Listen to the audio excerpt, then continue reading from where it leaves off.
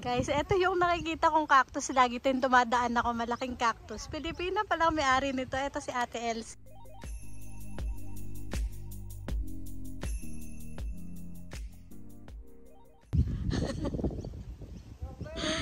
Ayan, hihingi ako ng cactus. Tara dito kala ate. Ito nga pala ang aking new bestie dito. Ayan si... Uy, dragon fruit yan. Ito malunggay, oh. Oo nga, ano. Buhay pa to, oh. Hindi yan malunggay. Malunggay ba yan? Malunggay to. Malunggay. Ay, oo nga, malunggay nga. Malunggay yan, oh. Buhay pa yan. Magkuha ka Wow. lang yung ano. Ang dami palang cactus dito ni ate. Hindi talaga ako makapaniwala na itong cactus na to na lagi kong dinadaanan. Pinipicturean ko pa yan. Pilipina pala ang may-ari. What a coincidence, no? Kakamit ko na ngayon kay ate at nung nagkita kami, sinabi niya dito yung bahay niya. Sabi ko, ate, kami may-ari ng malaking cactus. Oh my gosh. Nakakayang mo kay ate pero ang bait ni ate Elsie. Dito na sa bago. Mayroon naman ako dito. Ayan. Yan, nasa ilalim. Guys. Grabe, sobrang lapit ng bahay ko kay ate Elsie. Ang dami yatang Pilipino dito ah. Ayun, may ano to na. Wala nang may kaibigan ka na dito. Malapit na kayo. Oo nga eh. Bago siyang nakidala. Oo. Tama na to? Guys, tingnan niyo yung bigay sa akin ni ate Elsie. Galing to dito sa puno na lagi ko nakikita pag dumadaan ako. Ganda! Sobrang laki. I-cut na lang siya ng half. Hi guys! Welcome back to my channel. Alam ko na-miss nyo ako and ako sobra ko din kayong na-miss. Ngayon kakauwi ko lang. Galing ako sa pakikipag-meet up sa mga bago kong kaibigan. Yes, I said mga kasi dalawang Pilipina ang na-meet ko ngayong araw na to. Yung isa na-meet ko through Facebook kasi nag-join ako sa local group dito sa area namin. And na-meet ko siya, si Judith. Hi Judith! Ayan, shoutout sa'yo. And syempre kay Ate Elsie. So, may namit din kaming ate. Nung papauwi na kasi kami, may nakasalubong kaming ate. Yun nga si Ate Elsie. And, guys, you won't believe this. Kasi, i-insert ko dito yung simula ng pagpunta ko dun sa Salvos. Kasi meron ditong second hand shop na pinupuntahan ko sa sobrang lapit lang, parang 3 minutes away. Tapos, sa mismong tapat nun, meron ako laging nadadaanan na giant cactus. Parang mataas pa siya guys sa poste ng ng kuryente. Ganun siya kataas yung cactus na yon. And tuwing dadaan ako, kung hindi ako magbi-video, kinukunan ko yun ng picture kasi sobrang namamangha ako sa sobrang laki niya. Tapos eto nga, tuwang-tuwa ako kasi nung na-meet namin to si Ate Elsie, huminto kami dun sa gilid ng daan, tapos nag-uusap lang kami. Sinabi niya na dito lang daw siya nakatira. Tinanong niya ako kung saan ako nakatira. Sabi ko, dyan lang po sa tawid. Tapos sabi niya, ako ang bahay ko dito, pangatlong bahay. E di kaya tinitignan ko ngayon, binilang ko yung mga bahay. 1, 2, 3. Oh my God, yung pangatlong bahay, yung may fence na kulay green. Sabi ko, hala ate. Sabi ko, bahay niyo yun? Yung may malaking cactus? Sabi niya, oo, bahay daw pala nila yon. Tapos sabi ko, kasi ate, alam mo dati nagko-collect ako ng mga cactus. Ngayon, nagko-collect pa din ako, pero nagre-rebuild ako ng collection ko.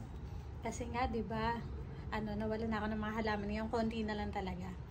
Tapos, ayun guys, binigyan niya ako ng cactus. And I ended up bringing home a very big cactus. Ayun guys, dapat bubuhatin ko lang yung galing sa kanila, pero nag-offer siya na ihatid ako. So, eto guys, kukunin ko na ngayon.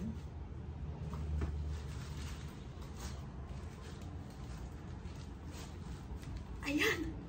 Sobrang laki, di ba? Tingnan nyo, guys. Sobrang laki.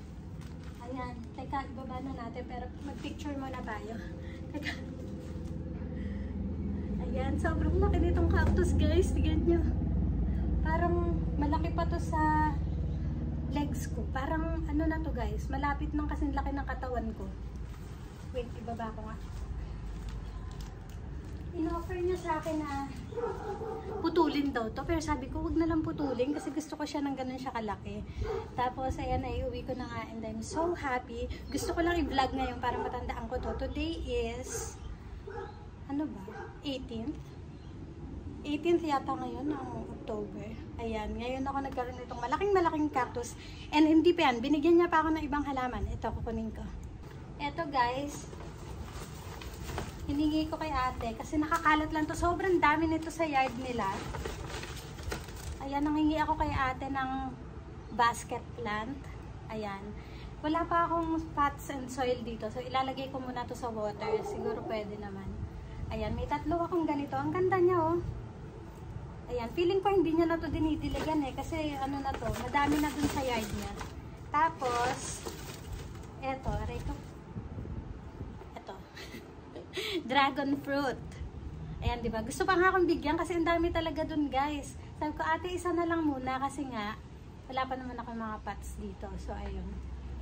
Tuwang-tuwa ako, guys. I am so happy.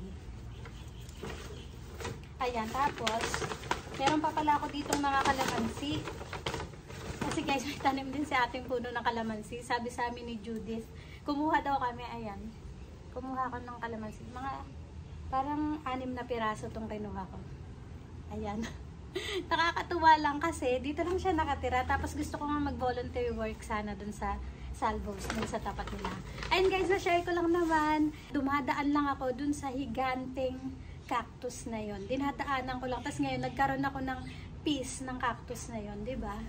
Sobrang grabe. Hindi ako makapaniwala. Gusto ko talaga siya at sobrang saya ko. Ayun guys, diba? Minsan pala yung mga tinitignan lang natin, parang gusto lang natin pangarapin, diba? Na magkaroon tayo. Minsan talaga mapapasayo din talaga eh, sa mga hindi pa inaasahang pagkakataon. And guys, it's a beautiful day.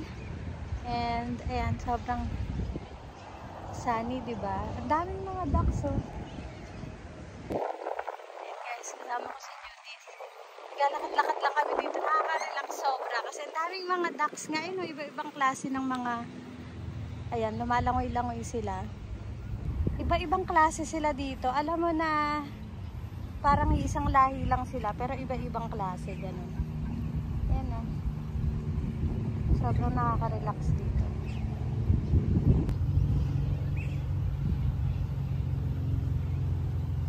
Guys, kung hindi lang mainit, parang gusto kong libutin tong buong lugar. Kaso lang dahil mainit.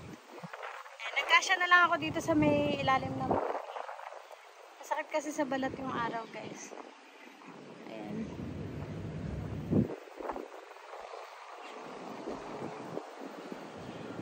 Guys, sobrang daming ibon. Tingnan niyo.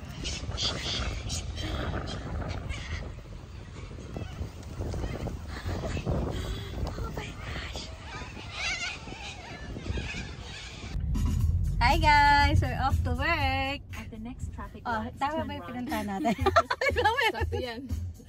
First day of work namin together. Sabi ko mag-selfie nga ako, pero mag-video din. Baka malaglag yung Hey guys! And guys, pupunta kami dyan. Sobrang laking Salvos. Hey guys! Magmamahal kami ngayon ni Judy. This is Judy. Balik na naman. She will soon have her own YouTube channel. Sa bantayan niya yan. Sana oh. Nandito kami sa Morayfield Shopping Center. Tingin ka na.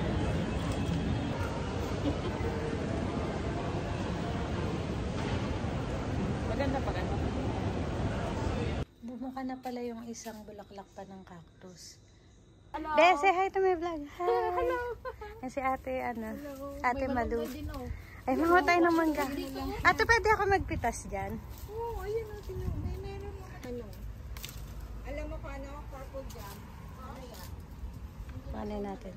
Ah, yan laki eh. Tapos yung kujiri dito maganda lang.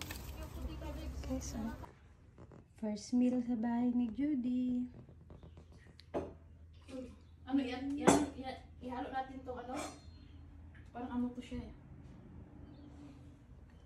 Thank you so much guys for watching. I hope you have a wonderful new year. I will see you next year. Bye!